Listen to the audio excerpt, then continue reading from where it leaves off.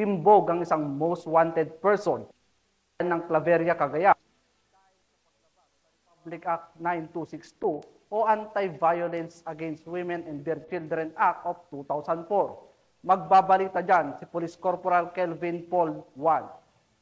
Hindi nagpalagpa ang most wanted person dahil sa kasong may paglabag sa Republic Act 9262 sa isinagawang manhunt operation ng mga tauhan ng Claveria Police Station sa Barangay Mabnang, Claveria, Cagayan. Kinilala ang suspect bilang si Elias Borloloy, 34 na taong gulang, isang magsasaka at residente ng nabanggit na bayan. Nadakip ang suspect dahil sa kasong may paglabag sa Section 5 ng Republic Act 9262 o ang Anti-Violence Against Women and Children Act na may 2 bilang at may nakatakdang piyansa na nagkakahalaga ng 120,000 bawat isa at dinala sa Claveria Police Station para sa tamang dokumentasyon at disposisyon bago i-turn over sa korteng kinauukulan. Ayon kay Police Colonel Mardito G. Angulwan, Provincial Director, ang matagumpay na pagkakaaresto sa suspect ay isang patunay na patuloy na pagtutok ng Cagayano Cops sa mga wanted persons at sa pagpapalakas ng mga batas laban sa karahasan, lalo na sa mga kababaihan at mga bata, gayon din ang patuloy na paghahatid ng hustisya